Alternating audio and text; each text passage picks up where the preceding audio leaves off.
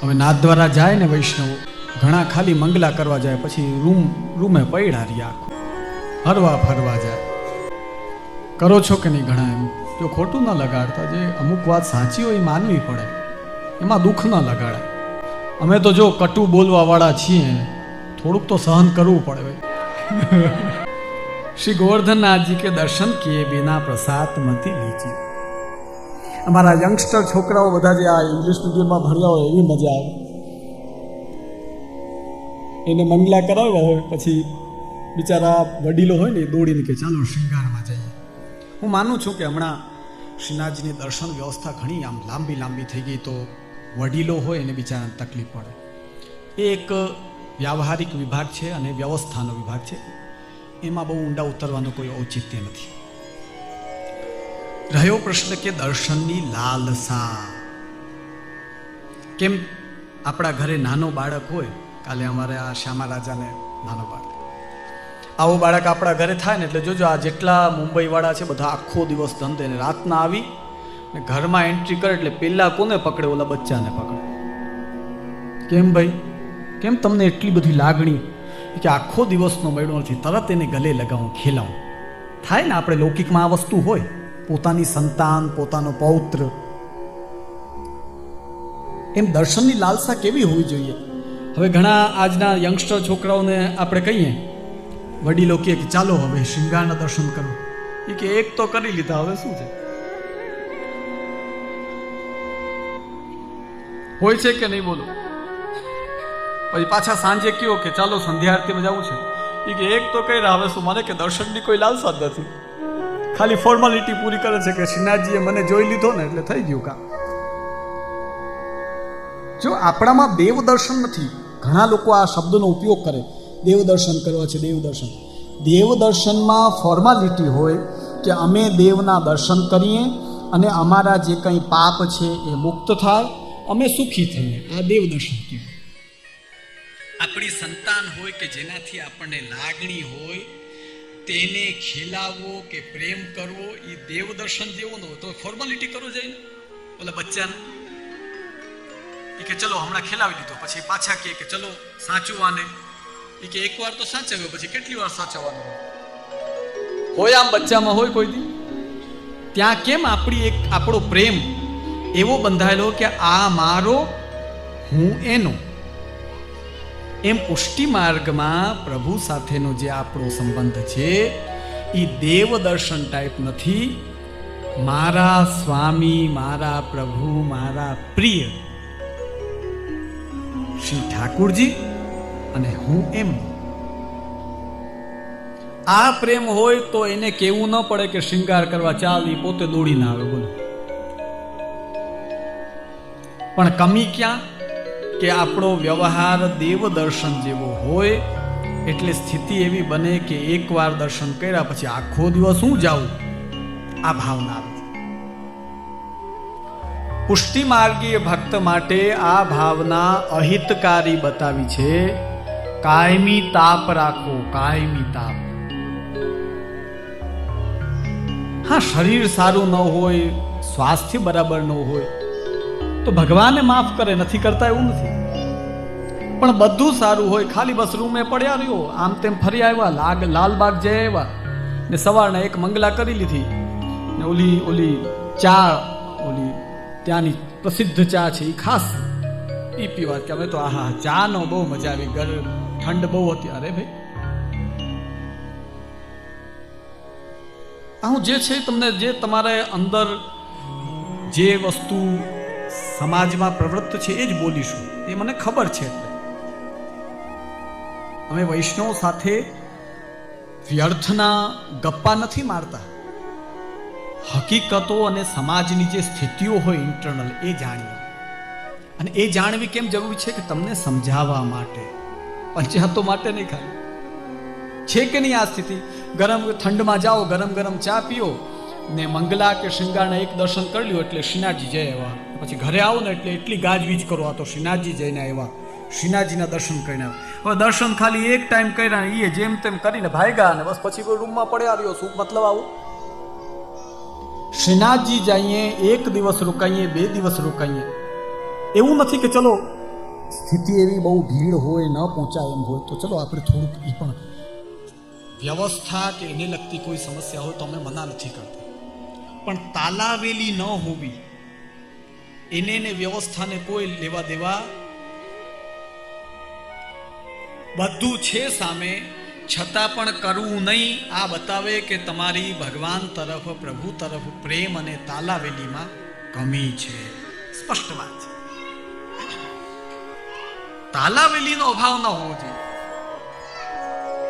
વ્યવસ્થા ન હોય, અનુકૂળતા ન હોય ને આપણે સ્વાસ્થ્ય આદિમાં ન જઈ શકીએ. વાત જો શ્રીનાથજી દેવાલય જ હોત ને દેવાલયની સ્થિતિ હોત તો દર્શનનો આગ્રહ બતાવ્યો છે. એટલે અમે તમને બધા વૈષ્ણવને કહીએ કે જો આપણી પાસે હવેલી હોય તો તમે ભલે ચલો લૌકિકમાં હો ને જવાબદારીઓ ઘરની હોય, એક ઝાંખી તો દોડી દોડીને જાઓ અને કરો.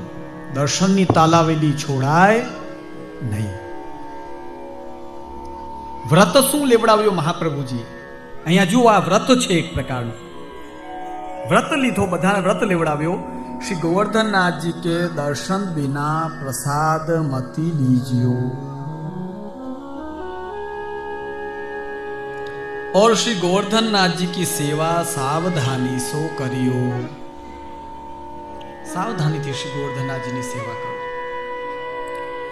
सो कुंभन दास कीर्तन बहुत सुंदर गावते, कंठ हूं इनको बहुत सुंदर हतो. तासो कुंभन दास सो श्री आचार्य जी आपको कहे जो तुम समय समय के कीर्तन नित्य श्री गोवर्धननाथ जी को सुनाइए. सो प्रातः काल श्री आचार्य जी श्री गोवर्धननाथ जी को जगाए. कुंभन दास को कहे जो कछु भगवत लीला वर्णन करो. तब कुंभन दास श्री गोवर्धननाथ जी को दंडवत करी के पहले ये पद कियो छे ना. હવે જોજો વિશેષતા. શ્રીનાથજી સામે ખેલી રહ્યા છે. ઉત્થાપનનો સમય થયો. કુંભનદાસજી ઊભા થઈને गिरिराजजी ऊपर जाए. હવે પ્રશ્ન ઊભો થયો. तब श्रीनाथ जी ने कुंभनदास जी सो कही जो तू कहाँ जात है, क्या जाए छे तू? सो तब इनने कही जो उत्थापन को समय भयो है सो श्री गिरिराज ऊपर गोवर्धननाथ जी के दर्शन को जात हूँ. गोवर्धननाथ जी साथे खेली रहा है कि गोवर्धननाथ जी ना दर्शन में जाए. तब श्री गोवर्धननाथ जी कहे जो मैं तो तिहारे पास खेलत हूं, तासो तू वहां क्यों जात है? हूँ तो तारी सामे ज खेली रह्यो छूं, तो त्यां जवानी तारे शू जरूर छे? तमारा घरे ठाकुरजी बिराजता ज होय ने, पछी मंदिरे धक्को खावानी शू जरूर छे? हवे जोजो आगळ. तब कुंभनदास जी ने कही जो महाराज यहां तुम खेलत हो और दर्शन देत हो सो तो अपनी ओर ते कृपा करी के. હવે તમારી કૃપા છે કે તમે પધારો છો ને અમને દર્શન દિયો છો, ખેલો છો. और अभी तुम भाजी जाओ तो मेरी तुमसो कछु चले नहीं. હમણાં પધારી જવું હોય તો આપ તો તરત પધારી જાઓ કે મારી હાલે તમારા ઉપર. જો દુઃખ ન લગાડતા વૈષ્ણવને ત્યાં પણ આ જ સ્થિતિ બને. વૈષ્ણવ સેવા કરે ત્યાં સુધી ઠાકુરજી કરાવે, પછી આપની ઈચ્છા ફરે તો કે ચલો પધરાવો જે જેને ત્યાં. એક દુઃખ સાથે એક વાત કહું છું કે કોરોનાની જ્યારે બીજી લહેર આવી ત્યારે અમારા જામનગરમાં અને જામનગર જિલ્લામાં ઘણા લોકો બિચારા વૈષ્ણવ એ લહેરમાં ભગવત ચરણને પ્રાપ્ત થયા. તો તમે આશ્ચર્ય કરશો, 42 ભગવત સ્વરૂપો ગ્વાલ મંડલીમાં પધાર્યા. 42 ભગવત સ્વરૂપ. અને કારણ શું કે આગળની સંતાન એની મન અને બુદ્ધિ ભગવત સેવા માટે તત્પરતા કે કરવાની ભાવના એ નહીં, એ ન થાય. અમારી બા બાપુજી કરી ગયા, અમારે તો આ બરાબર છે, અમે લૌકિક ચલાવીએ ને ચાલ. હવે બિરાજવું તું એટલા સમય બિરાજ્યા પછી પોતે પોતાની ઈચ્છાથી પધારી ગયો. એટલે મેં તો ત્યારે નિયમ જ રાખ્યો, જે ઠાકુરજી પધરાવા આવે એને બરાબર ઝાટકી નાખવું એને. હા, કરવું જ. મેં પૂછ્યું કે ભાઈ ખેતરનું શું છે, કે ખેતર લીધો છે. ભાઈ દુકાનનું શું છે, કે દુકાન લીધી. ને ધંધો, કે હા એ લીધો. પછી ઝાટકો એને પકડી દે કે બધું લેવા તૈયાર, લૌકિક બધું લાવ ને અલૌકિકમાં ઠાકુરજી આવું ધન, તો એમાં ના. એનું મતલબ કે તમારી માનસિકતા જ લૌકિક છે, માત્ર લૌકિક જ તમને જોઈએ છે. હમણાં એ જ પ્રભુ ઘરે બિરાજીને એમ કે હું તારે બધી પૈસાની વ્યવસ્થા કરીશ, નહીં મૂકે. જોજો ઠાકુરજીને આટલો સ્વાર્થી જીવ છે, આટલી નિતાંત સ્વાર્થ. એટલે મેં નિયમ જ રાખ્યો કે ઠાકુરજી પધરાવા આવે એટલે એને બરાબર ઝાંટકી નાખવાનું. એટલે ખૂબ ખીજાતો.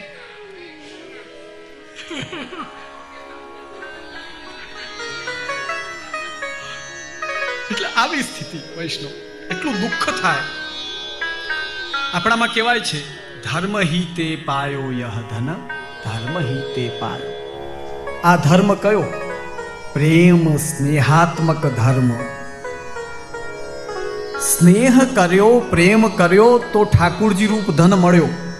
પ્રેમ જ ન કરો તો શું મળે? પ્રેમ વિનાનો તો રૂખો કહેવાય, રૂખાનું શું કામ? તો આપણો અલૌકિક ધન કોણ છે? આ કંઠી. આપણા વડીલો દ્વારા મળેલું પુષ્ટિ માર્ગનું જ્ઞાન, તે પ્રમાણેનું અનુકરણ, વડીલોની દ્વારા થતી ભગવત સેવા, આ બધું તમારો અલૌકિક પૈસો છે, અલૌકિક ધન છે. લૌકિક ધન લાવો, અલૌકિક ધન કાઢો. ફેક્ટ આ છે, સ્થિતિ આ છે. અને એનું કારણ લૌકિકનો, સંસારનો અત્યંત અભિનિવેશ. અભિનિવેશ એટલે નશો. એટલો બધો નશો છે કે એમાં એ નશામાં એટલા ચૂર છીએ કે ઠાકુરજી આપણને ભૂલાયેલા છે, ભૂલાઈ ગયા છે.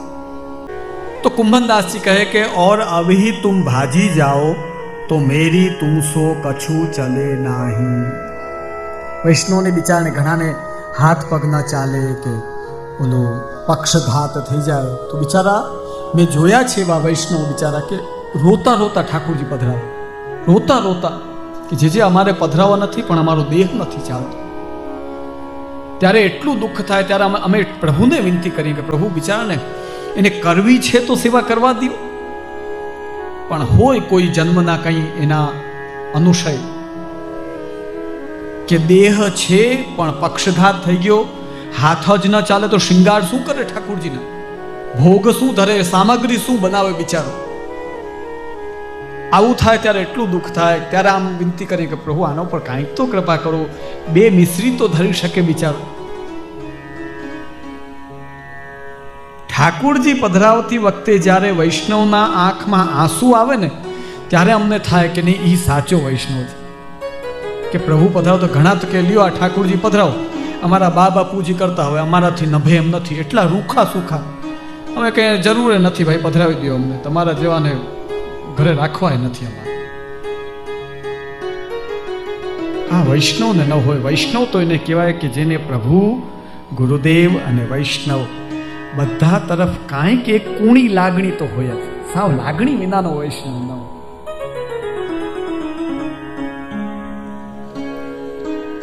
और मंदिर में तो श्री आचार्य जी महाप्रभु के पधराए हो सो वहां सो कहूं जाओ नहीं. અને મંદિરમાં તો શ્રી આચાર્યજીના પધરાવેલા છો એટલે ક્યાં જઈ શકો?